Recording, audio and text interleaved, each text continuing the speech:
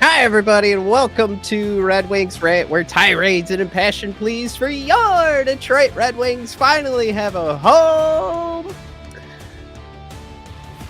We got some fun stuff to talk about today. Don't forget, we're sponsored by DraftKings and Raycon, everybody, and subscribe, rate, review on Apple Podcasts, which I never remember to say. And if you guys have a second, please hit the like button on this stream right now on YouTube. Mike, so crack a cold today, one. Sir? Oh, hell yeah. Oh, boy.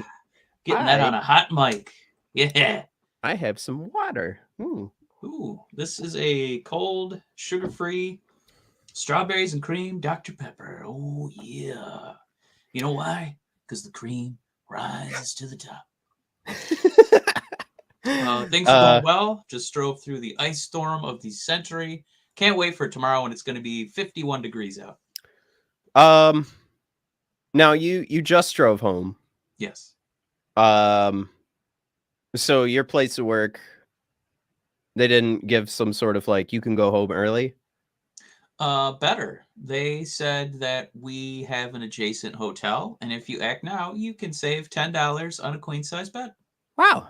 All right. Well, my camp told everybody before they came in today they could stay home, and everybody that was there, they recommended you do best what's for your family and sent us all home. I had to go into work, and that was the message I got. I would have preferred. Where do you work again? We don't want to give too much away here. Not too much. We're both just gonna get fired. We work for competing companies that really hate each other, and our all company meetings, they mention each other's leaders. It's fun. We're in the real estate industry, the two of us. Nothing like little pee-pee contests every single meeting. Oh my but we God. do have the comments flooding in. Jim Johnson coming in hot. 26 games left. We got 13 homers, 13 rotors. We got 14 against real teams. So yeah, our strength of schedule is it's pretty high up there. We got some tough ones coming. And my favorite so far is Ken Young going scoreboard watching. Go Jets! Go Jets! Isn't this fun? Yeah, I don't even remember what this is like for hockey. This is pretty cool. And then our boy Craig McDonald saying hi. How you doing, Craig? And then saying, remember that chill pill? Oh, we don't have that around here. Not when the cream is rising to the top. Oh yeah, get me.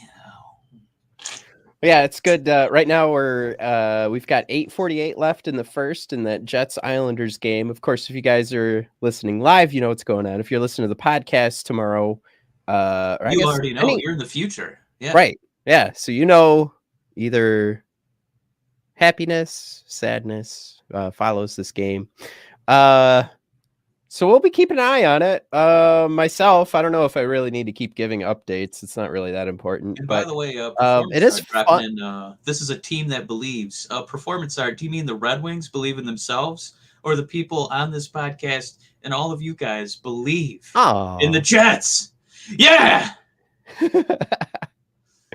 Ken says, I forgot how much fun a playoff drive is. Isn't it like, granted, we're going to go into March and there's going to be some meaningful games. And it's been a while since we've had meaningful games in March where we weren't just like playing spoiler. Yeah. Not meaningful to the point of like getting a better draft lottery odd. Like there's other reasons to watch these other games. Like it's, oh my God, it's just. And by the way, could be short. We could go. We have two really tough games coming up against New York and Tampa, and our high flying spirits I'm just saying, they could come crashing down, which goes right against what Performance Art said. But I'm feeling good I want to put some context out there too.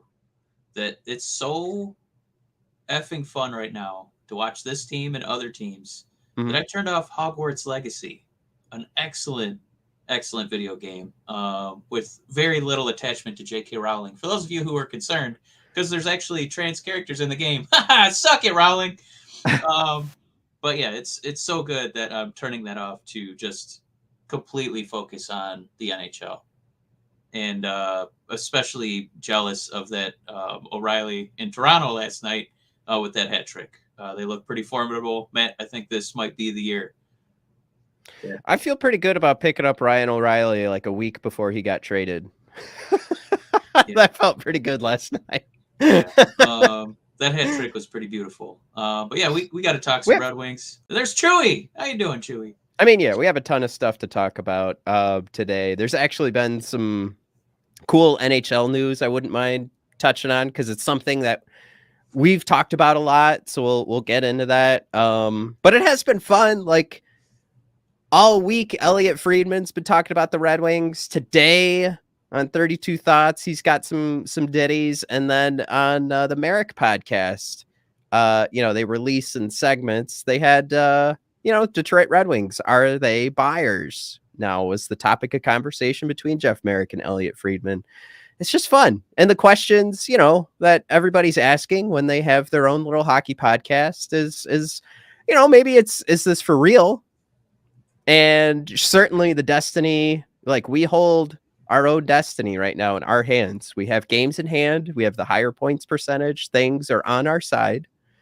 But it's just fun to have these questions being asked. And like we already talked about, like we're watching, oh my God, we're watching an Islanders Jets game.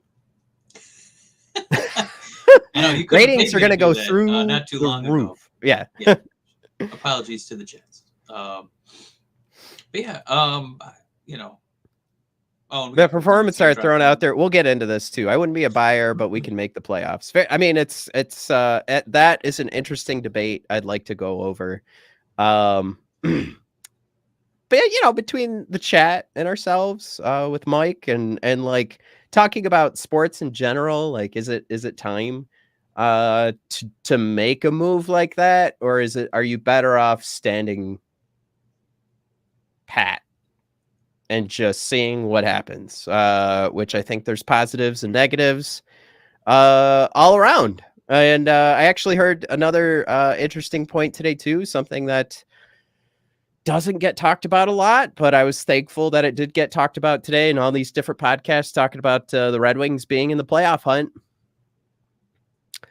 Maybe that trade deadline does happen and we do become buyers because there's an owner of this franchise that would love some of that playoff revenue, even for just a couple of games.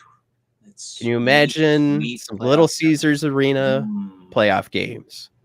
How expensive those tickets are going to be. They got to make all that money back from the last couple of years. So you guys get ready. Get those credit cards ready if it does happen. All right. Real quick, at Chewy. This is it is in the house. This one I'm wearing just a traditional Red Wings hoodie. And then we got a few people like Jared, who I have to have a word with here in a moment. Just naming a few of the games coming up. The Ottawas, the Bostons. We do have a few votes here, like you mentioned, of people saying not necessarily jumping to be a buyer. Wow.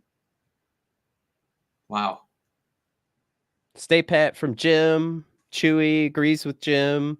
Dave B with new comment of the day. Performance art, make a move if it's for the future. I think there's, like, we can't forget that Steve Yzerman has done trades in the past for the Tampa Bay Lightning where his eyes were on the future and bringing in a McDonough that, now is, I think he's with Nashville, but ended up spending a good chunk and made up a good core for Tampa, defensive core. So it's not to say that if you make a move right now, that Steve is going for a one-off. This could be for a long time. So when you say it's for the future, to me, doesn't need to be like an experiment, doesn't need to be a Puljujarvi, doesn't need to be a super young kid, doesn't need to be for draft picks or have draft picks included. Could just be somebody that for the next 4 to 5 years is going to be a part of whatever this push is. You wanted to touch on Dan B's comment. Dan B just saying, trying to watch that Jets Islanders game, but instead watching some guys on YouTube instead. Man, must Oh be my two God. pretty cool jabronis, let me tell you. What's going on, Crimson Shadow? He says, sup, y'all. Love that thumbnail, by the way. Aw, Chewy. Chewy wears a Red Wing Rant hoodie today at My guy. Cardiac Rehab. Always, guys, hit us up. Let us know when you're at the Cardiac Rehab. I'm just kidding, Chewy. Let us know when you're wearing your Red Wing Rant stuff. We'd love to see it. We want to see those pics. Those hot pics. Hot take from Crimson Shadow. Pius was a better second line center last season than Kopp is this year. Certainly was. I mean, on this road trip for sure. Number 2 to Dylan Larkin on our ranking of centers, right? I mean, my man Pius Suter just knocked it out of the park. Do we want to have some of our other topics jump in, or do we just? Because I have an interesting picture I wanted to show everybody. Jesus, what are you, Matt? Just so you guys know, Matt's going to give you the context in a minute. I had no idea what he was talking about when I was going through the show notes, and I thought maybe, wrong chat kind of thing happened. For the podcast listeners, I have put up a close-up image of Jimmy Howard's folded hands. For the YouTube viewers. I'm sorry. I this is probably too mean. But Jimmy, man, he's really. We haven't talked about it yet on the show, but Jimmy, if you're listening, we love you. You're definitely getting closer to my weight than what your playing weight was. I'm sorry to scare anybody in the chat. That's what I thought was going on. It's either like when he folds his hands and he's talking to John Keating, and he's covered in flop sweat.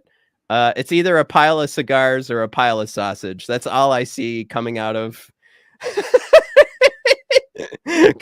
his suit coat where his hands are supposed to be.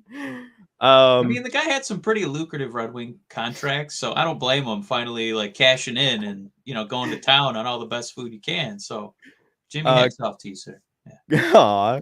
Crimson Shadow. I mean, we're about to be kind of mean here, so we should compliment as best we can. But Crimson Shadow, that's a serial killer looking smile. Jared throws out there, man looks constantly swollen. I don't know if it's swollen. I do like, you know what? I do have a beef with Jared to bring up in a minute, but the swollen, he does look like he's made out of even more like swollen, about to burst hot dogs. That they're just ready to go. Yeah, Jimmy looks like a helium balloon. Is from Ken, and Jim. Like, this is what I wanted to talk about a little bit. Jimmy is pretty. Jim Johnson throws out there. Jimmy's pretty nervous on the broadcast. We'll stop being mean to Jimmy here. Yeah. But yeah, he is rough. He had a great take actually last night on Jake Wallman's shot to what was that, the end of the first or the second period, where he shot one between the circles, and he really could have just skated right in and had an wide open empty net goal pretty much, with how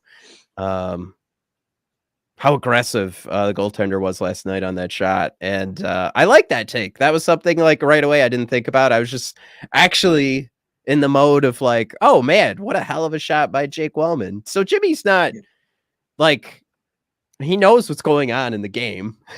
Yeah. It's just the flop sweat, the pile of sausage, and the scared, like, oh my God, the lights are on look into the cameras. I mean, he's sitting next to John Keating. I mean, that's, quite the Hall of Fame voice there. I'm going to be mean again. I got those seats that were right next to Larry Murphy and John Keating at LCA. Keating is a big man. He gets a good wardrobe. They have amazing angles. I'm not small, but John Keating is way bigger than me, and I was shocked by that. They do an amazing job with that production team. I'm sorry. I'm sorry, John, if you're listening. This is just mean. Why are we being mean to fat people? I I don't don't know. know. I mean, we This is operate dumb. out of Little Caesars Arena. We're not at, California Roll Arena. It's, All right. but anyway, let's move on. Yeah, let's I guess we could go back to the real news here. Greg Wyshynski posting from @MoneyPuck, the NHL Eastern Conference bubble playoff odds right now. Of course, this isn't just taking into consideration how many games we have left, and what our point totals are at. Taking a look at who we're playing, taking a look at our history, but Penguins at 56%, Florida Panthers at 43%, Sabres 34%, Islanders 28%, and our Detroit Red Wings right underneath those Islanders at 18.9%. Now, we have some work to do, and it's fair. It's fair for us to be at this number, I think, especially with how tough the end of the road looks for the rest of the season. We already had listed the most difficult run to the end of the season, the strength of schedule. The Red Wings had that at the midpoint of the season. We just got through some of our easiest games and we won. Talking about the Vancouvers, Calgary's not so hot. Washington probably would have been rated a little bit higher, but of course they looked a little toothless last night, especially without a scary power play that they still scored on. We could talk about that too, with Dylan Larkin getting the game misconduct for a hit that he's been subject to a few times. Anyways, we'll get to that. Little toothless again from the Washington Caps. So you got some of the easy games out of the way, and it just gets rougher from here. And for some of these teams, not so rough. But you are seeing, the Washington Caps, like I said, they just keep going down. They're going further down, and I mean, if they don't get number 8 back quick, it's not going to go. I mean, well he's supposed to be back tomorrow. I think he travel abroad because his father died. Yeah, his father died. Yeah. Yeah. That's still worth the conversation of like, man, if that doesn't happen, like you want to give him all the time in the world, but also the Caps are hurt by that. So it's worth mentioning. But that being said, even with that, the Caps weren't necessarily world beaters before that. And I did I would call back to the beginning of the season, Mike. We were trying to figure out if the Red Wings were actually going to make a playoff push, who would have to get knocked out. And I believe, Mike, you picked the Penguins and I picked the Capitals. And right now, like we already showed in the standings, I mean, it's lining up right now. Penguins still have a great shot. Games played isn't quite as high as like it is with the Caps, but I don't know. Things lining up the way we needed them to. We just, like I said earlier, too, balls in our court. We have all the destiny, whatever you want to, however you want to paint that picture of like, we have the games, we have the points percentage. We just need to keep winning. Like all of this is on us. We don't have to like beg other teams to lose. We just have to keep winning. I think that's the best part. I know we were kind of doing this similar chase last year when it was just us and Boston, but Boston, I believe, had a couple games in hand, so it was kind of a hashtag fake news playoff chase when Boston caught up to us, and they easily leapfrogged above. This Red Wing team having games in hand, finally feeling, knock on wood, pretty healthy. I know Fabry tried to take one to get injured for a couple of weeks and make these lineup changes a little bit easier for Lalone, so I appreciate him making that sacrifice. So it'd be a little bit easier to get the Zadinas and the Vranas, daily game action. Appreciate his sacrifice. But yeah, this Caps team, I think it's going to be the easier one to leapfrog when you are so dependent on a guy who's is he 30, 38? Where's he at now? Old Ovechkin. Oh, he's 37, so he's just under 38 there. But I mean, a very large percentage of this team is about to be unrestricted free agents, so it's got to be kind of tough because you also, as far as making changes, That kind of position, that's when you're kind of more of a seller, and just trying to accumulate draft capital for guys who you're probably not interested in re-signing. And I know that there's been a lot of ink written about, the Red Wings doing a lot of business with St. Louis. But, we've got some familiarity trading with Washington. So I know that we've had a lot of issues. I'd probably say if we were going to prioritize something, it would be maybe one more center or a defenseman at this point. And I mean, they're basically their entire defensive core is up for grabs. And I think you might have mentioned it before the start of the season, Matt. So yeah, if you want to get nuts, you could look at Orlov or Jensen. Yeah. And probably not have to give up too much if this team is going to fold it in, because of how many 30-year-old and over guys they are relying on, and they're not doing so hot standings wise. So responsibly, this might be a team you can pillage from, but they might give it a few more games here because we still got almost 2.5 weeks before that big deadline. Well, yeah, I pulled up the player cards for Orlov. Orlov was one of the guys I highlighted at the beginning of the year, where I was like, all right, you got free agent coming up. Guy can bring, like you could see here on the player card, guy's a pretty solid left side defenseman that can bring some offense. When you're talking about trying to fix some of our biggest problem areas, that's where you start. And of course, I think this one would be a super long shot, but it goes along the conversation that who mentioned this earlier? I think it was it Performance Art that said you got to make sure that your moves are leaning towards the future. There's something that you could offer Pittsburgh if they feel like, you know what, we're not going deep in the playoffs. And you're getting a guy that's at $4 million, 3 years. Like, it's going to be a juicy offer, but there's something you could offer to have Marcus Peterson come on over to Detroit. So I wanted to present these two ideas because they are teams right now that are certainly trending down. By the way, pulling up that Penguins cap friendly, man, are they screwed with the Malkin and the Letang deals if things aren't going great right now. Holy crap. I didn't realize how long those contracts were. Unless it was like I mean, if I'm missing something, those deals are nuts. Talk about getting nuts. Holy shit. Yeah, I mean, but yeah, making $6 million plus all the way through 2028.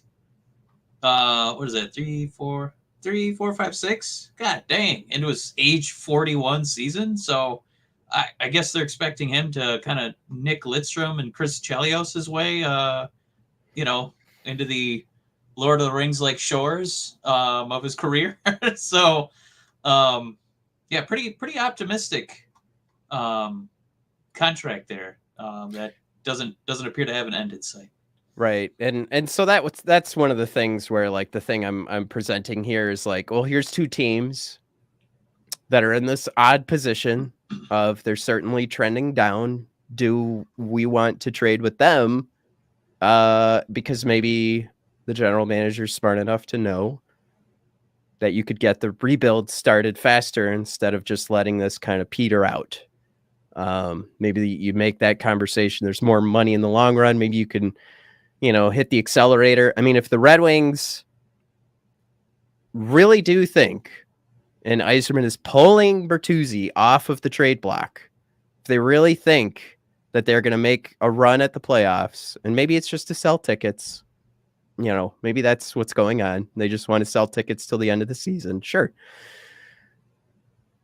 But that first round pick isn't going to be that great. I mean, we heard it from Corey Pronman a couple weeks ago on the Athletic podcast, where Max Boltman said, all right, so you've got this super deep first round, right? So that means picks 10 through 15 are going to be more like picks 5 through 10. And Pronman said, no. Picks 1 through 10 are hot. And then it still takes the same dip to 11 through 15. And if the Red Wings feel like this is going to go great, sure, you've got, let's roll the dice. take a shot at another guy in the first round, and maybe it'll work out in 5 years. Or you trick a team like Pittsburgh into thinking that there's really something to grab here from a middle of the road first round pick. Again, like trading a first round pick that you think is going to be top 10, and you could even put protection on it. Why not? But trading one of those, like, no, you're not playing that game. There's so many juicy guys up there.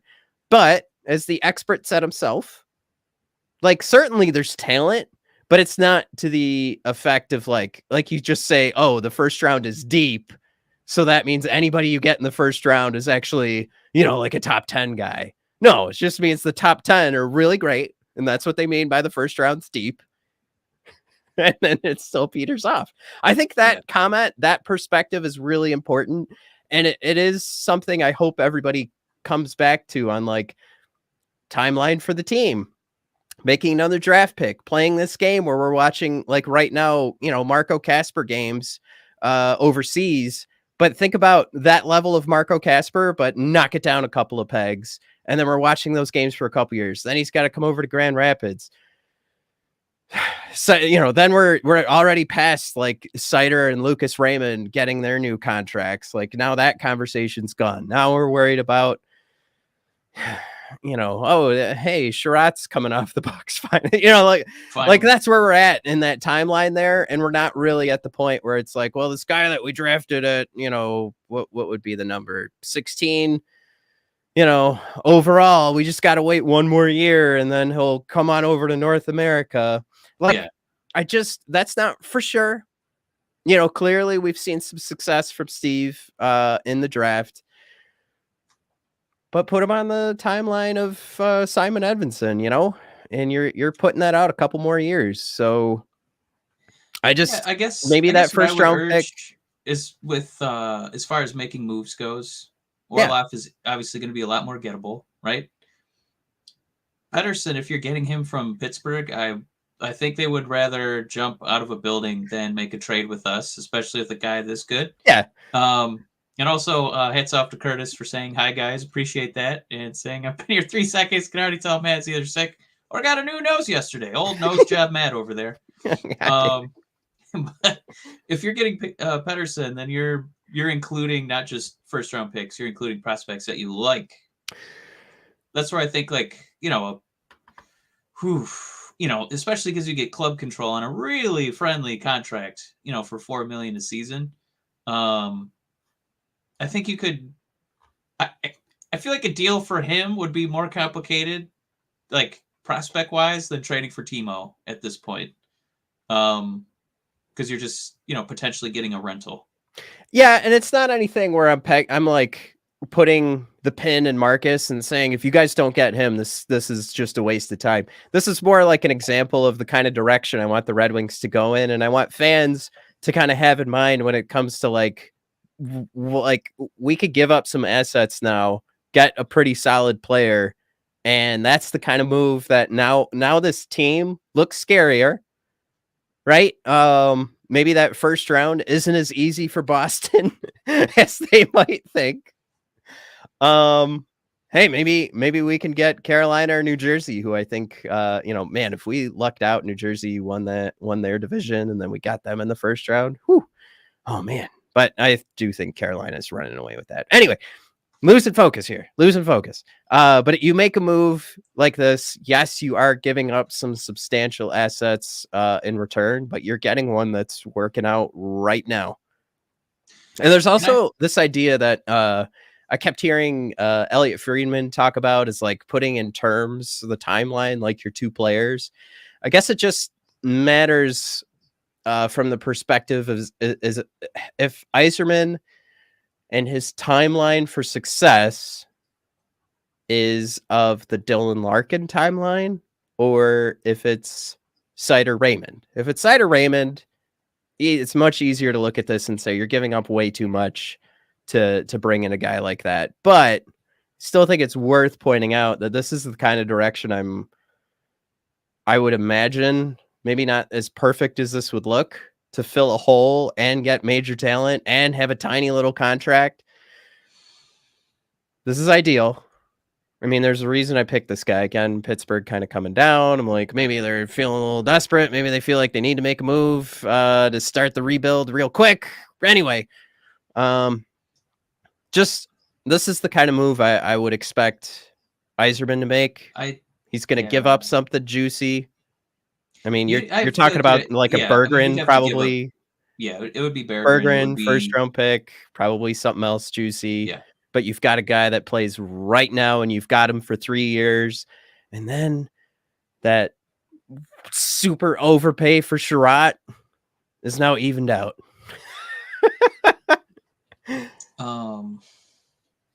I do want to push back on just one comment. No, because I saw there was a little bit of juice to Jim Johnson saying depth scoring going forward will be one of the keys for any chance for the wild card spot.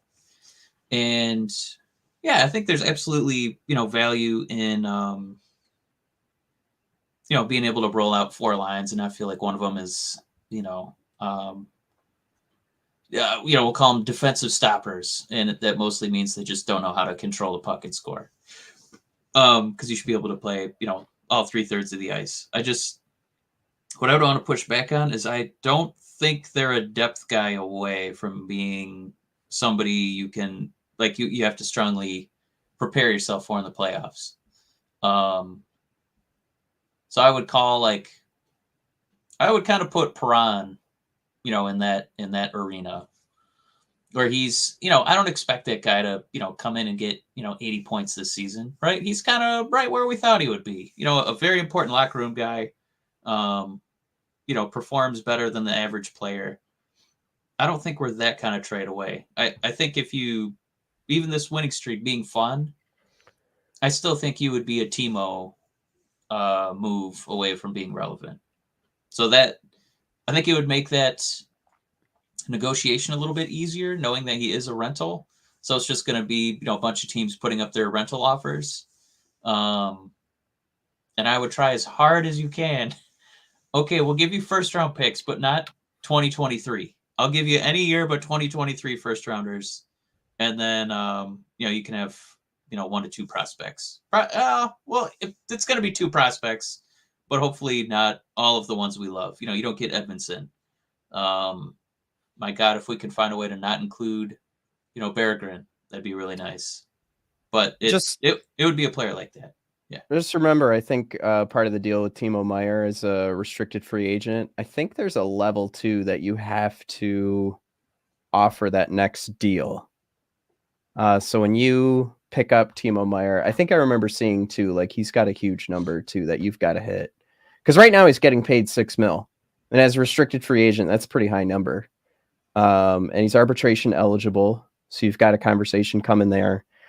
So it's not as squeaky clean, which I think is in favor of the Detroit Red Wings for making that trade. But it's also something too where you've got more control. So it's not just an unrestricted free agent. There we go. Ketzel's got it. Let me pull this up for everyone. $10 million qualifying offer.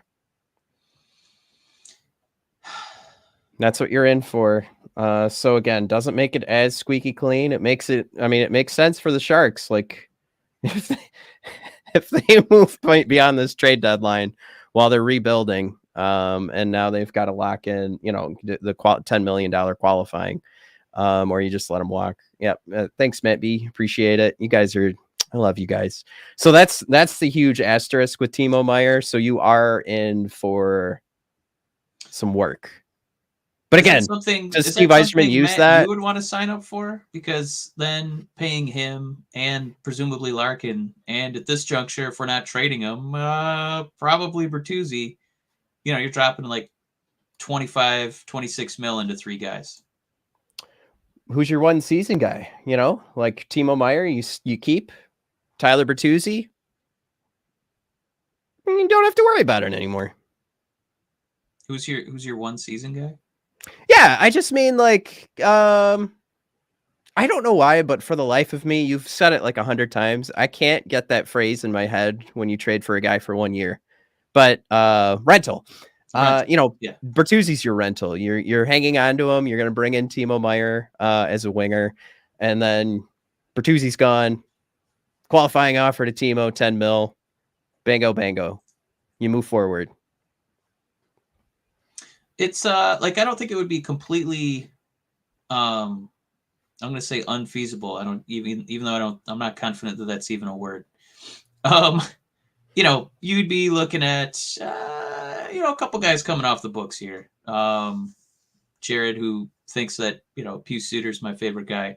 It's 3.2 coming off the books. Sundqvist, would be coming off the books, and then you'd presumably be filling those roles, those roster spots with some of the Yzerman draft picks. So I don't know if I hate it, but it's just it gets you in a really scary spot because you don't want to find out that Timo is Andrew Kopp, and you're kind of like, whoa, hopefully he's still injured or something, right? Like he's still gonna produce when he changes teams. He's still gonna do well.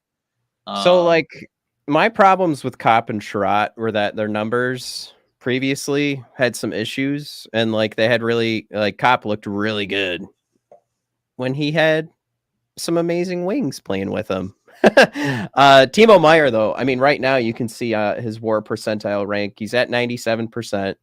Even strength offense, 99% would be huge for the Red Wings to have an even strength offense guy. Like, we're not talking about Timo Meier, and it's like, oh, good. No, our power play is going to do better. Like, this is like, I mean, you've got a first line option. Power play still looks great. The goals per 60 is up there, competition up there, teammates up there, finishing is way up there. And you could see like for the last couple of seasons too, like certainly took a huge step up from 2021 to 22, but he went from basically 50 percentile in projected WAR to 90th percentile. And now he's probably really close to like 99 for this season. So he's trending up. He's still only 25. And yeah, I would even say is, are you that upset that going into next season, Timo Meier's your highest paid player? Maybe you're not like thrilled about it, but I don't hate it. You got to pay good players, and you need a player like this. So yeah, asterisks abound with the Timo Meier trade, but a lot of talent as well. So I don't know if I really got a solid answer from you. Would you be comfortable if your top paid guys were Larkin, Bertuzzi, I guess, right? Since they're keeping them, and Timo going into next season? Because we're supposed to have like 37-ish million in cap space, even though we'd still have to be re-signing our own guys. So it's not like we just have Larkin and 37. Are you okay allocating about 10 to Timo? I'm going to answer two different ways. Am I okay with it? I'm okay with it. But also I said I'm booting Bertuzzi. I had already said that. I said he's my rental. He's gone. You make your run this year, and now you have a guy that at 10 mil, close to deserving it. Well, rental is usually, you acquire a guy who's only there for a few months. I know, but the rest of the league is like talking about trade market. If he's off the trade market, it doesn't seem like Yzerman's considering him. We only have a couple months, then he's gone.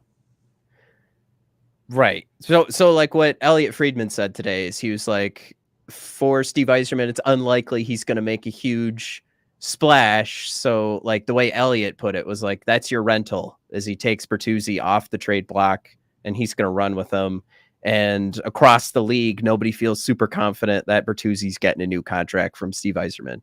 But Steve's not going to trade him to see what we can do on our way to the playoffs. So that's where like that idea of like, well, he's your rental now because you could trade him and instead you're going to keep him. It's like an acquisition. If they've already decided internally this is not a long-term guy, you have to trade him. I don't think it does a lot for you to just, get into the 8th seed and, get destroyed in the first round. I think there's still that gray, right? It's not for sure for me that it's a complete loss. I think that first playoff run for us in so many years is going to feel really great. I'm going to feel super stoked to put on some cargo shorts and my Red Wings jersey and sit on the couch with a beer watching a freaking playoff game with my kids for the first time, and then get to come podcast about it and maybe just bitch and complain for 2 hours, but come right here and talk about it like that. I can't. Oh gosh, I would be so excited. There's the personal side of it. And then if we win one of those games, and if there's like an overtime victory, like there is so much about this. And I think from a business perspective, it's huge. I think from a hockey perspective, you're right. But I unfortunately am the jerk that brings this up all the time, that there's marketing and the business aspect of this where they're like, now we're selling a playoff team next year, you know? So it's just, this could be coming from up top. It could be, no, you're not getting rid of Bertuzzi. You've got to make this run. We've got to, get the fans more excited for next season, because you and I just a couple weeks ago, before this little streak happened, winning 9 of 13, that we were both kind of like, all right, I guess we'll talk draft now. And the Red Wings, that doesn't help season tickets. That doesn't help season ticket sales. And I think there might be an aspect too that they're starting to realize that Sherratt was kind of a fuck up. So maybe if they could find some joy for the fans, they gotta latch onto it. And maybe they have to hope for a little losing streak heading into the trade deadline. But it's there. It's not black and white for me. I think it's gray, that you can hang on to a Bertuzzi, and the value you're getting from that is telling Dylan Larkin in these contract negotiations that aren't done that, look, I'm willing to. If it is, oh my God, if Timo Meier comes in, you're like, look, Dylan, I did this. I'm trying to make a winner here. Now I brought in Timo Meier. If it's about not trading away Bertuzzi, it's like, hey, we didn't trade him. We kept him. Bertuzzi walked. We couldn't get the contract to work out. I understand, what's going on here. You're my guy. You're the guy I need to keep. Bert, when we saw the playoffs were there, we hung on to him. There's so many different things I think come into play when you keep a guy like Bertuzzi that aren't just, we're not going to win the Stanley Cup this year, so clean house. Get rid of Pius Suter. I'm just kidding. Yeah. Right. We're not. Well, my only beef is somebody brought up, can you just keep Bertuzzi until right before the actual off-season starts, and then unload him for a draft pick? And yeah, he would be an unrestricted free agent. So I don't know if you can trade a guy that you like, his free agency is opening. It's like you're trading a non-existent contract. So I have to do some research to see if that's possible. Yeah, no, it does happen. If there's they allow the teams to negotiate with the player who's the unrestricted free agent, and basically it's like, yeah, you can have the rights so that nobody else can have Adam in free agency. I'm pretty sure there's like a lot of red tape that goes along with that, but it has happened a couple of times. I just, if you do that, I think that, immensely lowers what you could be getting back in a trade. Yeah. So for sure. I mean, you kind of got your nuts in the fire there. So, we know we could just get them for free, in a week, and just, make an offer sheet. Why would we give something up? So I think it is possible. I just, I think it would be tough to put the eggs in that basket. And, Curtis with a great point. Good to have you back, Curtis. Can't imagine Larkin's agent would let Timo be the highest paid player on the roster next year. Yeah, if you I wonder if you have to sign Dylan real quick and then you bring in Timo, because it's not like the agent isn't going to know what the qualifying offer has to be. Curtis with a slam dunk comment here, that would be huge. Do I want to spend $20 million on 2 players? Yeah, why not? Let's do it. I wonder if that's we've talked about we want to kind of woo Larkin and make it feel like, hey, we're actually trying to build a winner here. It's not just going to be you and the Pips. Like, we want to actually have some real, Stanley Cup level talent here. So I'm wondering if that's maybe the other thing they're waiting for before signing the contract is comparatively, hey, I noticed the math on these cap sheets, and you can throw your weight around a little bit in the off season. So I kind of want my client to, competitively, he's like your most important player, and he's going to want to get paid as such. So I can see that you kind of have this cap space allocated for somebody. So yeah, that I think that's a pretty good idea there of maybe why we're still going to be waiting on these negotiations all the way through the summer. I did want to point out, Murdoch, you had 2 great points, and I can't find them right now. Murdoch 86. I'm gonna pull up. He put the Huso trick to. Murdoch also asked about SummerSlam, which yes, we are going to. Yes, absolutely, Murdoch. We're going to SummerSlam. That's going to be at Ford Field this summer. Super stoked.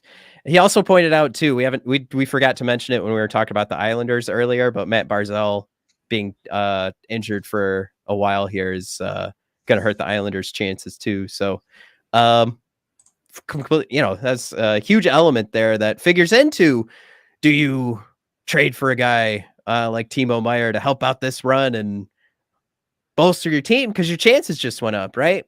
Cap stink. Islanders less likely to keep a good run going without Barzal. It's helping out. As long as Buffalo keeps getting smoked. How many times does Buffalo play Tampa? Toronto till the end of the season. Somebody do that research for us. Blake throws out there, Mike, you need to allow yourself to accept that Bertuzzi isn't going anywhere. It will save you some hair.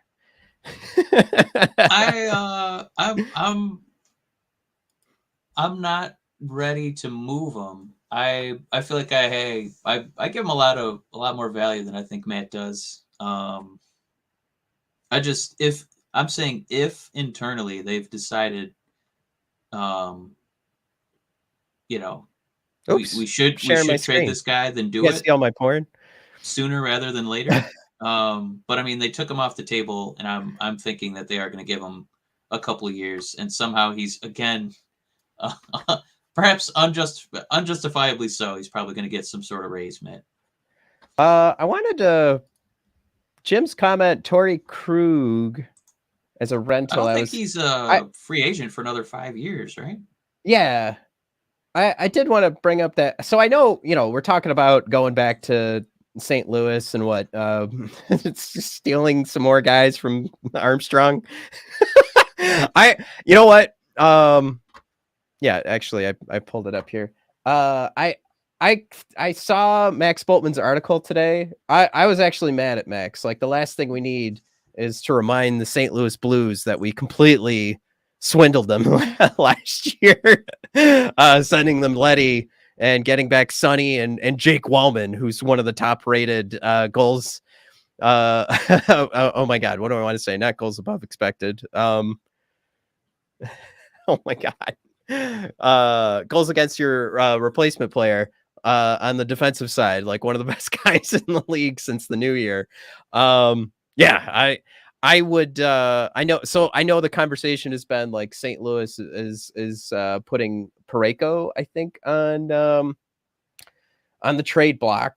And I think that's coming from Frank Saravelli's like weekly list that gets updated. I could be wrong if it's not Frank, but then that kind of brought up the conversation like, well, we need a left side defenseman. We certainly don't want Nick Leddy back. So is Torrey Krug a part of those conversations? And you're talking about at the top of St. Louis's list of defensemen, Justin Falk, Torrey Krug, Colton Parayko, all guys 30, 31, and 29. They're all getting paid $6.5 million. And yeah, Parayko goes until 29, 30, getting paid $6.5 million. $6.5 million. It's larger, it's right at like Larkin's payment or salary right now, but again, that number is going to feel so much smaller in a couple of years. I don't hate it because it's a left side defenseman. We know it's a guy that brings an incredible game. It was a guy we were hoping to pick up through free agency. Of course, he went to a team that had actual playoff aspirations at the time. But yeah, while St. Louis is selling, is it an option? I'm not touching that contract. I'm out. Yeah, it's a long one. I feel like we got burned on the Sherratt deal. I don't think Yzerman's going to trade assets, to pick up a, defenseman who's at 30 and then have a contract that's going, 31, 32, 33, 34. I think he's out on that. Yeah, Jim's burying his own call out. Torrey Krug minus 28 so far this year. And we know plus minus isn't doesn't really define what it used to when people are doing analytics. But, Chewy's lead got buried there. He did say Blues have Grice though, so you can't really blame Krug for all that. Good call out, Chewy. That might be comment of the night. All right, where are we at? We had so many topics to talk about today, and then we just went right off the rails. And now we're at minute 50, and we never did our ads. So this time of year, everyone's talking about making big changes. I think we've all gone through either that commitment or we've given up. Most of the time, it's pretty unrealistic for that reason. For myself, I've been trying to lose weight. That comes along with doing some exercise, but it's just so goddamn cold. So what I've decided to do is get into some audiobooks instead, and it's a lot easier to do. And if I want that crisp, clean audio, I found the way to do it. The smallest changes in your routine can make the biggest impacts. You guys listen up. In the same way, you don't have to break the bank to make a big deal purchase. Even the smallest things can be a part of a big change if it's something to use every day. So when I'm making those small changes and reading books, or I'm sorry, doing audiobooks, wink, wink, nod, nod, I like my Raycons. Raycon is a premium audio that's perfect price point so you could build great habits without breaking the bank. Gross. I just pulled in a huge booger, but that's because I'm just so happy and satisfied with life right now because I've been making those small changes by having those audiobooks get me through the day.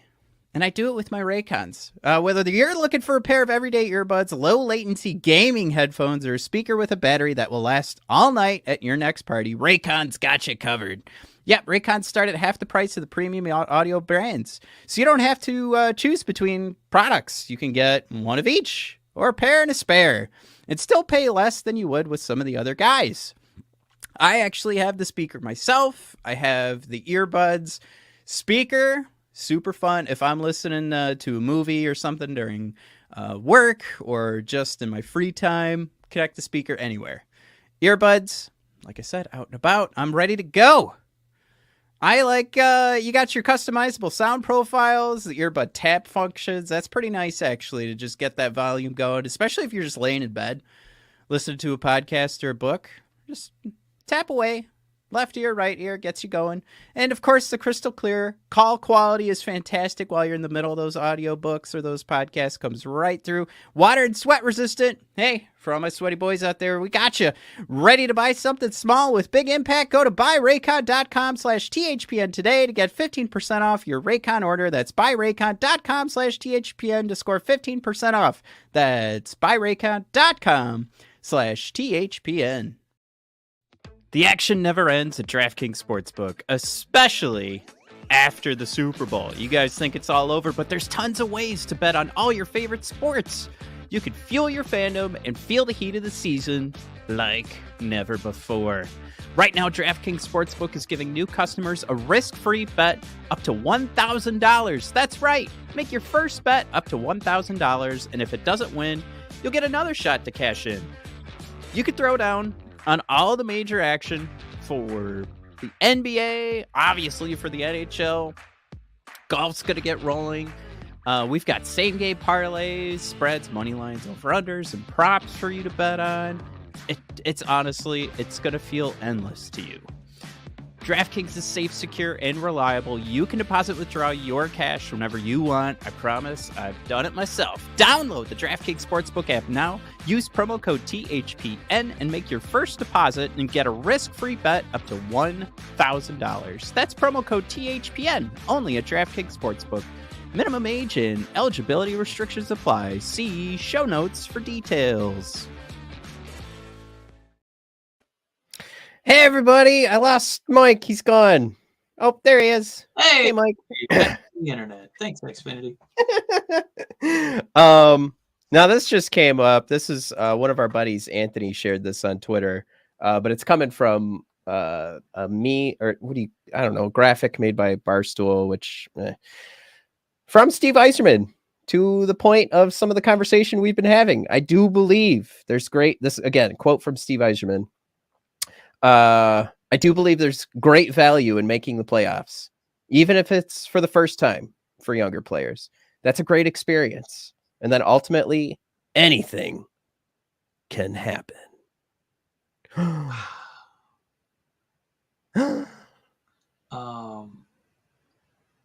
There you go, Mike. Ninth place, here we come.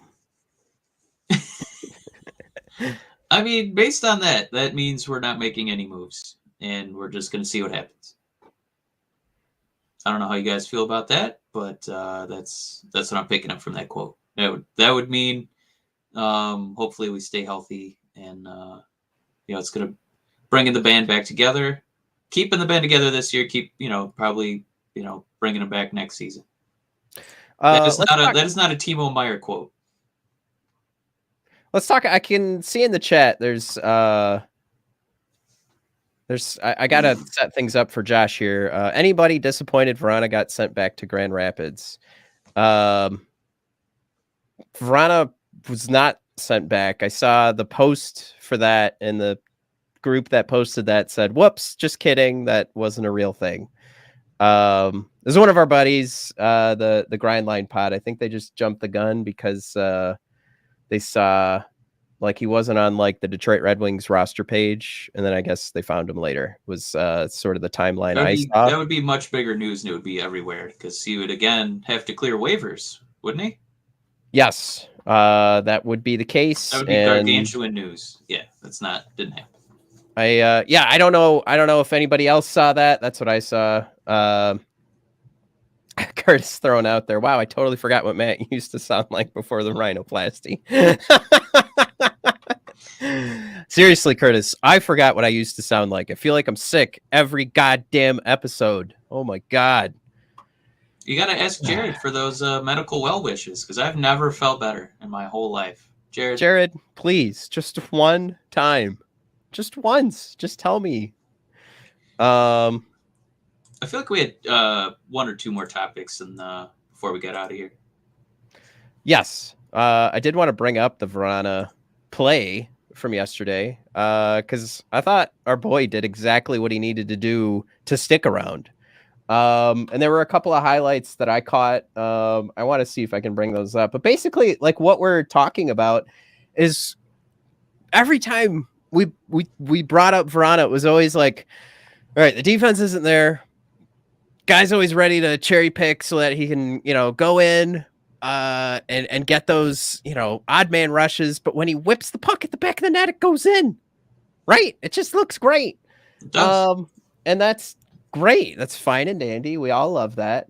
But we know, like, if there's any reason that, I don't know. I'm not like Malone is just like, we'll see what we get out of Vrana. I don't know. You got to figure with what he's preached the whole season that he's looking for a guy that's going to hustle a little bit harder and pressure the puck a little bit more. And that was kind of what I was trying to watch last night. And let's see if I can actually get this going here. Oh my God. I believe that was the whole like post-game press conference with Lalone. Where all he did was talk about, he didn't really get on the score sheet tonight, but he did make a lot of strong defensive plays, made a lot of strong plays in neutral zone. So a lot of plays we were really happy with Vrana. So really, really good to see him up there. So I think that's exactly what you have coming our way, Matt. Yeah, and basically like these plays too, like some of them I like put on Twitter, like here's Vrana playing the puck hard, and then I put in there like this is what you expect to see. So it's basic, but it's also not what we're used to seeing from Vrana, and he was doing it. But this here, like, this is the type of thing that when Vrana watches this later, it's like, see, Vrana, this is what we get out of this. You have all that skill using your stick to score. When you pressure the puck, look at this. This guy forces a pass across the ice to the blue line because he's, it's just that. I think Kopp is guarding the other guy. For anybody on the podcast listening to the podcast right now, I apologize. I'm not Ken Daniels. But basically what Vrana does is he pressures the puck, forcing Washington to throw a pass across the ice, allowing our boy Jake Wallman to come in for the steal. Like, you're forcing these bad decisions and bad passes, which of course Jake Wallman turns this into a power play because he gets tripped right there. But this is happening because our boy Vrana playing the puck hard. And I'm going to look for another example here that if I could figure out where my mouse is, we'll do that. We'll do that next. But yeah, I like your call out because I did not hear Lalone say that. I actually missed his press conference and everything he said. I was well, yeah, I mean, the post game, it's obviously the first thing they're going to ask is, what did you think of Vrana's play? And I think his play made it easy for Lalone to kind of walk up to the microphones and take that one. So yeah, he played a well-rounded game, which as much as we love his goal scoring, I don't know how many times we've said that since he's been a Red Wing, but definitely something I'm looking forward to seeing more of is well-rounded games from Vrana. And then, we know the goals are going to happen because he has that unbelievable, rare talent, at the snap of that wrist shot. Now this is the goal from Pius. Sonny is coming around to really get this moving here, and this also, was my Sonny. power is browning out, so just God.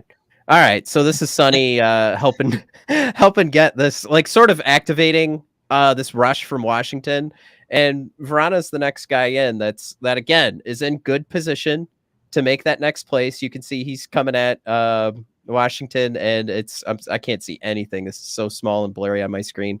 So I'm hoping that this is Pius Suter about to shoot okay. So this is Pius that then gets the shot off. And of course, we're going to walk away with that 3-1 win.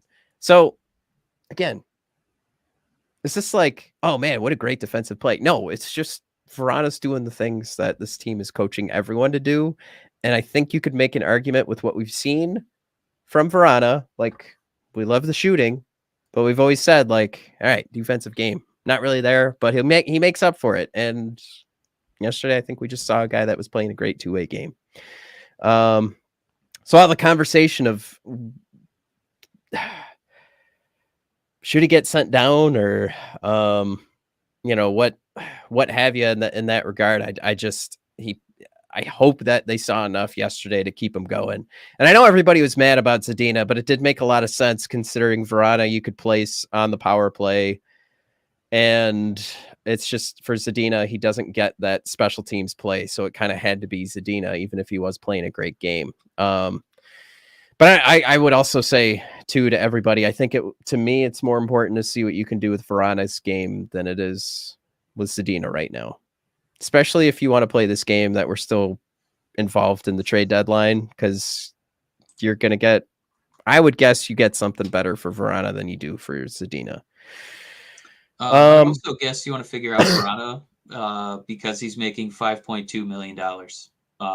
He's not just getting that this season, he's getting it next season. Whereas cumulatively, I mean, Zadina's barely going to scratch that. So yeah, I apologies to our buddy, but yeah, I mean, this is the Vrana showcase hour right now. And he didn't disappoint. So that malarkey about him being sent down again is, I don't see that. No. You said, I don't know, a couple beats ago, we had a couple of topics left. We got the Vrana one out of the way. So hopefully this means good things moving forward. I saw some comments on here that it's like, the Grindline pod posting that he was sent down and then retracting. Somebody said, well, he wasn't sent down today. And I did, Ken, great call out here. Vrana wouldn't have to clear waivers for 30 days or 10 games. Appreciate that. Always learning new things here. Can't can't say that stupid salary cap and waiver wire is nice and easy, cut and clean to understand all the time. Fun. All right. But yeah, Josh's point too, like it is one of those things, like these tough decisions are coming because Raymond's going to be coming back soon. And I think Lalone said like he wants to get Raymond back for his bobblehead night, which, correct me if I'm wrong, chat, is Saturday at LCA. So it's tough decisions coming. But I still I don't know. I'm a huge fan of Vrana. I don't hate Zadina, but I want to see. I think the benefit you get, especially if we're talking about making this run to the playoffs, like sure, Zadina does not hurt this team when he's out on the ice. I don't think that for a second. I think the Red Wings did a great job in picking and sending down the last guy who went to Grand Rapids that actually did hurt this team when he was on the ice. Adam Ernie. But I don't think that Zadina plays a game where it's like you couldn't possibly healthy scratch him. Yeah. I'll say that's my hot take. If it's hot. I think that was pretty lukewarm, but I don't know if Zadina plays the game where you absolutely, it would be unthinkable to hot. Did I say hot scratch? No, Healthy. you said it. You're fine. Healthy scratch. Oh, okay. I don't know. No, I'm going through this active roster right now, and I honestly have no idea who you move for Raymond. No idea. If only because it doesn't feel like Yzerman wants to send down Berggren or Veleno ever again. Ever. I think he wants to give these guys as much, like, top shelf ice time as possible. Yeah, I mean, like Bertuzzi, he's off the market. Andrew Kopp, obviously not even an option. Robbie Fabry, that's his boy crush. Juicy, 4 years left on that deal or just 3? Doesn't matter. He's got a lot of Red Wing time left. Not going anywhere. Then we go to, Larkin, Perron, Rasmussen. Nope. Fabry did leave the game early, so he Jared's better be putting hurt out for a there while. any news on him. To make everybody's lives easier, he has to be out for a while. Yeah, all that decision making right out the door. I would say too, it is weird, like with all these issues they have with putting Vrana in, or at least the story that we can only pull from like these little snippets from Lalone, and the fact that Vrana was in Grand Rapids for so long. Can I just call out like Ben Sherratt again at the bottom of our list here? This is in order of expected goals for percentage. Like Sherratt just turning in dog shit game after dog shit game. Like why is that okay? Why are we like, I'll figure it out one of these days? Like Vrana has some tough issues personally, and we're not doing everything we can to make it better. But Sherratt, we're just like, it's fine. That's what I don't get. Nobody's asking that question. Nobody said like, how does he get to stay on this team? And I know you're about to lose power, but I did want to point that out. At you're least fine. once No, I was just gonna say that even if you put, as far as roster decision goes, I mean, Zadina's played kind of well since he came back, and I got to think that Raymond is going to be taking the Fabry spot if that black shot does keep him out for a little bit longer. Yeah. Where the hell do you play Zadina? Is he just flip-flopping with Kubalik every other game? That I wouldn't mind, because Kubalik, he did have that hot start and he got kind of hot for a little bit there, but either one of those guys could flip-flop for me. I think you're getting solid rolls from Rasmussen. Obviously Berggren, Veleno, absolutely. Sonny, Suter's, this last road trip, it was just like, no, I have the spot. You guys go figure out the rest of the team. I'm going to pass over a name here on this list. I'm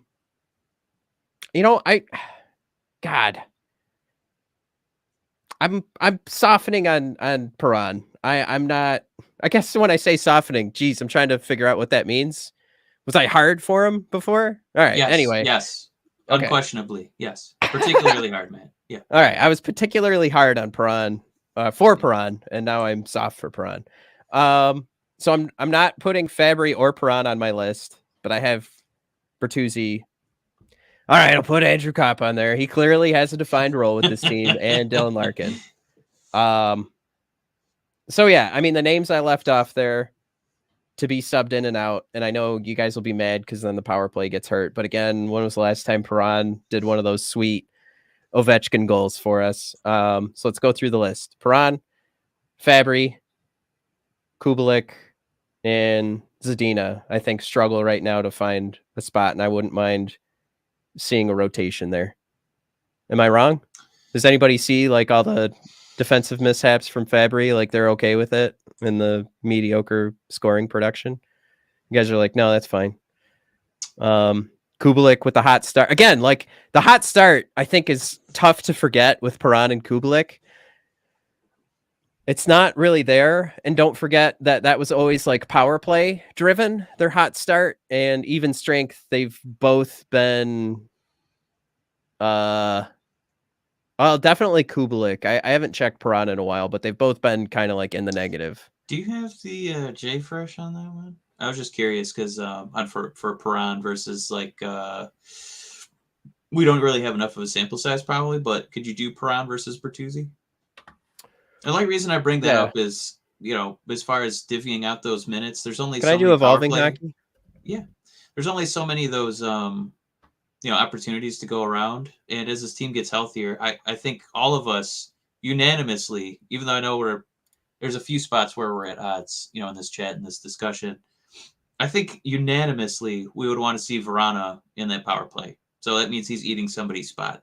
And with Bertuzzi healthy, I gotta say that's probably unanimous too. That's another spot that he's guaranteed to. You want to give him at least, you know, 51% of every single power play. So yeah, that is going to take away from, you know, guys like Perron not coming up. This actually, this is going to be kind of fun to take a peek at here. Not a huge sample size for Tyler.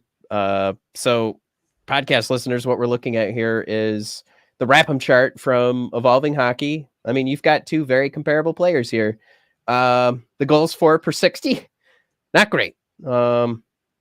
Just right in the middle of the league. Expected goals for Corsi 4 per 60.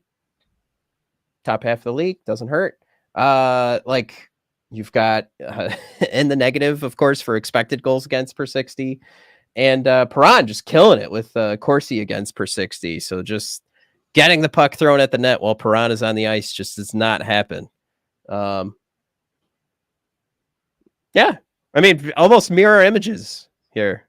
Am I wrong? I'm still probably gonna have to defer to Bertuzzi. I think it's gonna be, once he gets a little bit larger sample size, I think he can start to separate himself a little bit more, like with the goals 4 per 60. What's the Kubi Ruby look like? I'm afraid that one's gonna be a little rough. Oh my goodness! All right, so everybody dying to keep Kubelik in the lineup. Is there even enough of a sample size for Vrana to have any statistics in here? No, there's no way.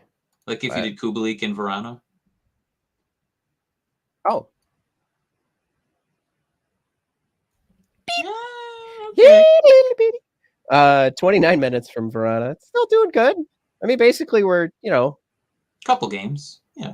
Yeah, we're talking about, especially, you know, with that last game, I thought he was really great. All right. And then who's our other boy that we were talking about that I was I guess that was you get throw Fabry in there just for giggles. My God. Oh, yeah. I can't. I will apologize if I am wrong here, but holy mackerel. Good God almighty. Hey, podcast listeners, Matt wasn't wrong. Robbie Fabry, trying to, I don't know, on this Rap'em chart, he just loves the color red. Maybe he's just a huge Red Wings fan. Let him see red. Bottom half of the league. Bottom half of the league in goals 4 per 60, expected goals 4 per 60. I mean, he's hitting that bottom 33% of the league in Corsi 4 per 60. Not, you know, top half of the league in expected goals against per 60, but then Corsi against per 60, just burying himself. You know who's never seen these is Steve Yzerman.